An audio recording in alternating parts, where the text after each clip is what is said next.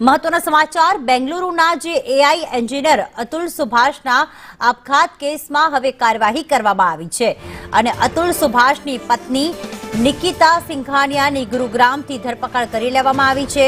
ત્યારે આપઘાત કરી અને ત્યારબાદ જે વિડીયો બનાવ્યો હતો ત્યારબાદથી નિકિતા અને તેનો પરિવાર ફરાર હતો। ત્યારે બેંગલુરુ પોલીસની કાર્યવાહી અને નિકિતાની માતા નિશા સિંઘાનિયા અને ભાઈ અનુરાગની પણ ધરપકડ કરી લેવામાં આવી છે। કોર્ટે ત્રણેય આરોપીઓને જ્યુડિશિયલ કસ્ટડીમાં મોકલી આપ્યા છે। ત્રણેય સામે અતુલને આત્મહત્યા માટે ઉશ્કેરવા બદલ કાર્યવાહી કરવામાં આવી।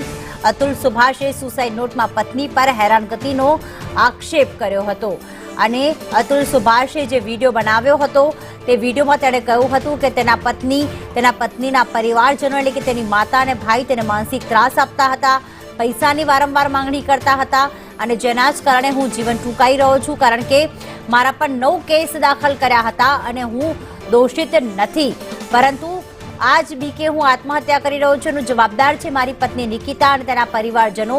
આ વિડીયો બહાર આવતા જ અનેક તર્ક વિતર્કો સર્જાયા હતા, અનેક આક્ષેપ પ્રત્યાક્ષેપ પણ થયા અને એ બાદ જે નિકિતાની માતા છે તેણે એક વિડીયો પણ બનાવ્યો હતો કે અમારો કોઈ જ કસૂર નથી।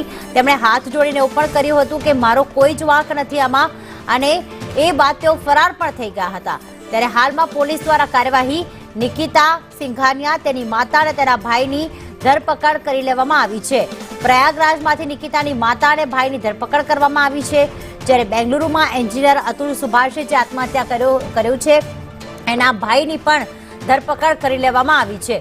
હવે પોલીસ તેમને જ્યુડિશિયલ કસ્ટડીમાં મોકલી આપ્યા છે, ત્યારબાદ રિમાન્ડની માંગ કરી અને પૂછપરછ કરવામાં આવશે કે આખરે કઈ રીતે આ તેને હેરાન કરતા હતા।